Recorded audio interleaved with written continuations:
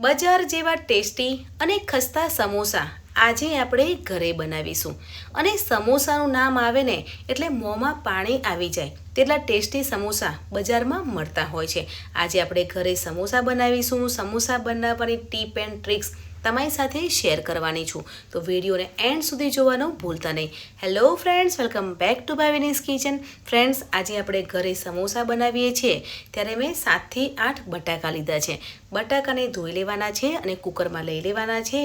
2 glass પાણી ઉમેરવાનું છે અને 3 વિસલ થાય ને ત્યાં સુધી બટાકાને ચડવા દેવાના છે, એટલે બટાકા છે તે સરસ એવા ચડી જશે। હવે કુકરનું ઢાંકણ બંધ કરી 3 વિસલ થાય ત્યાં સુધી બટાકા ચડવા દેવાના છે। અહીંયા બટાકા ચડે છે ત્યાં સુધી આપણે સમોસાનો લોટ બાંધી લેવાનો છે। તો લોટ બાંધવા માટે મેં 3 કપ મેદાનો લોટ લીધો છે અને 1 કપ ઘઉંનો લોટ લેવાનો છે। જે આપણે રોટલી બનાવીએ છીએ ને તે લોટ મેં લીધો છે, પણ જો તમારે એકલો મેદાના લોટમાંથી બનાવવા હોય સમોસા તો પણ તમે બનાવી શકો છો। અને બજારમાં અને લારી ઉપર જે સમોસા મળતા હોય છે ને તે મેદાના લોટના સમોસા મળતા હોય છે, ત્યારે જ સમોસા એકદમ ક્રિસ્પી અને ખસ્તા બને છે। એટલે આજે આપણે મેદાનો લોટ લીધો છે અને 1 કપ ઘઉંનો લોટ લીધો છે। હવે સ્વાદ પ્રમાણે મીઠું ઉમેરવાનું છે। 1 ચમચી અજમો હાથથી ક્રશ કરી અને પછી ઉમેરવાનો છે। મોણ માટે 3 ચમચી તેલ ઉમેરવાનું છે। હવે બધી વસ્તુને સાથે મિક્સ કરી લેવાનું છે અને એકવાર ચેક કરી લેવાનું છે કે તેલ બરાબર છે કે નહીં। જો તમને તેલ ઓછું લાગે ને તો 1 ચમચી તેલ વધારે ઉમેરવાનું છે, કેમ કે મોણ પ્રોપર હશે ને તો જ સમોસા એકદમ ક્રિસ્પી અને ખસ્તા બનશે। અહીંયા તમે જોઈ શકો છો કે મોણ છે ને તે પરફેક્ટ છે, એટલે પાણી ઉમેરી અને લોટ બાંધી લેવાનું છે। સમોસાનો લોટ એકદમ કઠણ પણ નહીં અને એકદમ ઢીલો નહીં, તે રીતનો હોય છે, એટલે આ રીતે આપણે લોટ બાંધી લેવાનો છે અને 10 થી 15 મિનિટ લોટને મૂકી દેવાનો છે। અહીંયા કુકરમાં 3 વિસલ થઈ ગઈ છે એટલે આપણા બટાકા છે તે ચડી ગયા છે। તો બટાકાનું પાણી અલગ કરી લેવાનું છે અને બટાકાને ઠંડા થવા દેવાના છે। અને બટાકા ઠંડા થઈ જાય ને પછી બટાકાની ઉપરની છાલ કાઢી લેવાની છે। હમણાં બટાકા ગરમ છે એટલે થોડા ઠંડા થવા દઈશું અને પછી આપણે તેની છાલ કાઢી લઈશું। હવે આપણે સમોસાનો એકદમ ટેસ્ટી અને ચટપટો મસાલો બનાવીશું। તો અહીંયા મેં 1 ચમચી સૂકા ધાણા, 1 ચમચી વરિયાળી, અડધી ચમચી જીરું અને 3 સૂકા લાલ મરચાં લીધા છે। તેને રોસ્ટ કરી લેવાના છે, ધીમા તાપે જ આપણે શેકી લેવાના છે, એટલે મસાલાની ફ્લેવર છે ને તે આવી જશે। અહીંયા મસાલા સરસ એવા શેકાઈ ગયા છે, તો મસાલાને એક પ્લેટમાં લઈ લેવાના છે અને થોડાક એવા ઠંડા થઈ જાય ને પછી અધકચરા ક્રશ કરી લેવાના છે।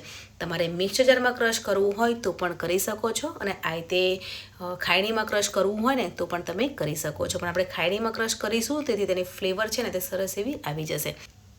તો અહીંયા સૂકા ધાણા અને વરિયાળીને ક્રશ કરી લીધું છે, તમે જોઈ શકો છો કે મેં અધકચરા જ ક્રશ કર્યા છે અને આ જ મસાલાથી જ આપણે સમોસા બનાવીશું। અને તમે લારી ઉપર સમોસા ખાતા હશે ને તેનો આ સિક્રેટ મસાલો છે। આ મસાલો ઉમેરવાથી સમોસાનો ટેસ્ટ બહુ જ સરસ આવે છે।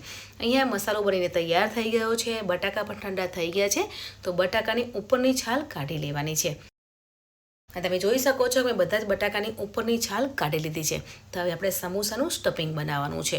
તો સ્ટફિંગ બનાવવા માટે પેનમાં 1 ચમચી તેલ ઉમેરવાનું છે। તેલ ગરમ થઈ જાય એટલે અડધી ચમચી જીરું ઉમેરવાનું છે અને 3 લીલા મરચાં મેં ઝીણા ચોપ કર્યા છે તે ઉમેરી અને સાંતળી લેવાના છે। મરચાંને થોડી વાર સાંતળવાના છે। હવે આપણે જે મસાલો બનાવ્યો છે ને તે મસાલો પેનમાં ઉમેરવાનો છે, પણ બધો મસાલો એકસાથે નથી ઉમેરવાનો। પહેલાં આપણે 2 ચમચી ઉમેરવાનું છે અને અડધી મિનિટ સાંતળવાનું છે, એટલે મસાલાની ફ્લેવર આવી જશે। હવે અડધી ચમચી લાલ મરચું અને કલર માટે આપણે હળદર ઉમેરીશું, પણ જો તમારે હળદર ના ઉમેરવી હોય તો સ્કીપ પણ કરી શકો છો, પણ હળદર ઉમેરવાથી સમોસાનો કલર બહુ સરસ આવે છે। બટાકાને હાથથી ક્રશ કરી અને પેનમાં ઉમેરી લેવાના છે અને સાથે મિક્સ કરી લેવાનું છે। ફ્રેન્ડ્સ, આજે આપણે ચપટી હળદર ઉમેરી છે ને એટલે કલર બહુ સરસ આવશે। તો સાથે મિક્સ કરી લેવાનું છે। તમે જોઈ શકો છો કે આપણે 3 વિસલ વગાડી છે ને એટલે બટાકા સરસ એવા ચડી ગયા છે। અહીંયા સમોસાનું સ્ટફિંગ છે તે બનીને તૈયાર થઈ ગયું છે। સમોસાનું સ્ટફિંગ એકદમ ચટપટું હોય ને તો જ ખાવાની મજા આવે છે। અડધી ચમચી આમચૂર પાવડર ઉમેરવાનું છે અને બીજો આપણે મસાલો બનાવ્યો હતો ને તે 2 ચમચી ઉમેરવાનું છે અને સાથે મિક્સ કરી લેવાનું છે। અહીંયા તમારે લીંબુનો રસ ઉમેરવો હોય ને તો પણ તમે ઉમેરી શકો છો। મેં આમચૂર પાવડર ઉમેર્યો છે અને સાથે મિક્સ કરી લઈશું।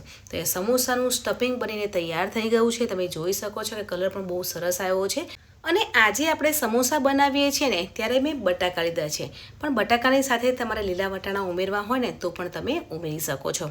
અને સમોસાનું નામ લઈએ ને તો મોંમાં પાણી આવી જાય તે વાત સાચી જ છે. મેં આજે નીવકુને કીધું કે આજે હું સમોસા બનાવું છું ને તો તે મારી આજુબાજુ જ ફરે છે. તે કહે છે મમ્મી કેટલી વાર લાગશે, મને સમોસા ખાવા છે. તો ફટાફટ આપણે સમોસા બનાવી લઈશું. તો એ સમોસાનું સ્ટફિંગ બનીને તૈયાર થઈ ગયું છે. તો ઉપરથી લીલા ધાણા ઉમેરવાના છે અને સાથે મિક્સ કરી લઈશું.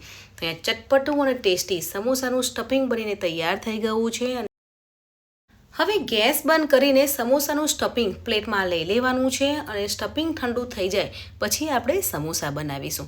હવે સમોસાની વાત કરીએ ને તો આપણે બહાર ગામ જઈએ ને ત્યારે લારી ઉપર સમોસા મળતા હોય ને તે આપણે ખાઈએ છીએ.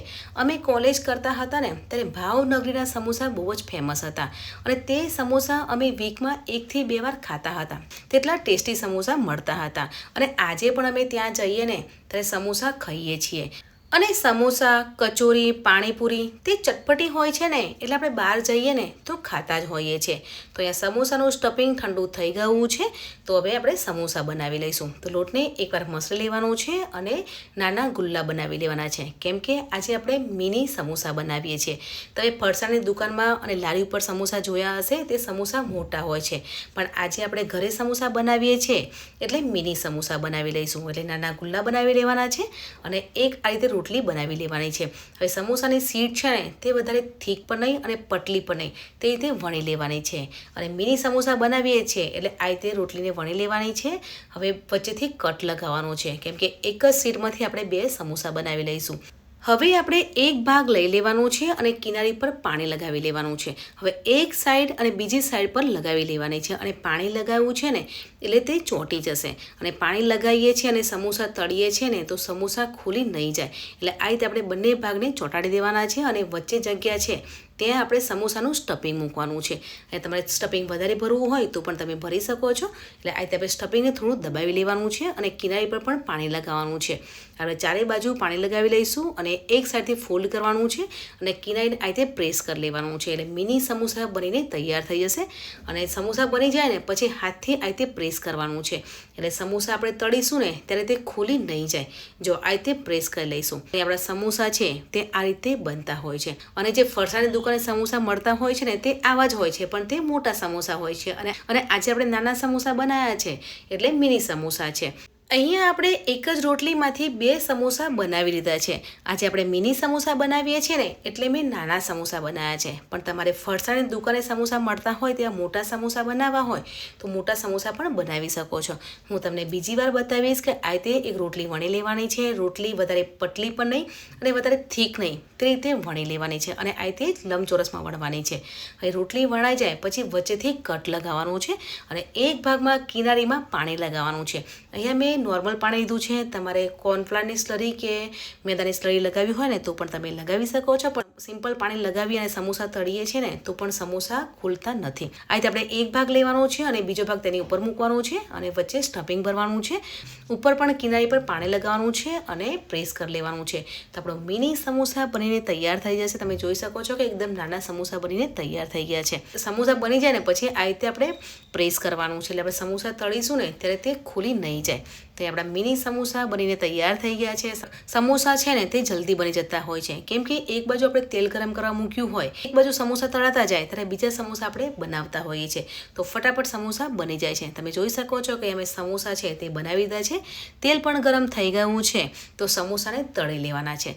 હવે સમોસા તળીએ ને ત્યારે ગેસની ફ્લેમ ધીમી રાખવાની છે કેમ કે ધીમા ગેસ પર સમોસા તળીશું ને તો જ સમોસા એકદમ ક્રિસ્પી અને ખસ્તા બનશે. જો તમે ગેસની ફ્લેમ ફૂલ રાખશો ને તો સમોસા ઉપરથી તળાઈ જશે અને અંદરથી કાચા રહેશે અને એકદમ ક્રિસ્પી નહીં બને.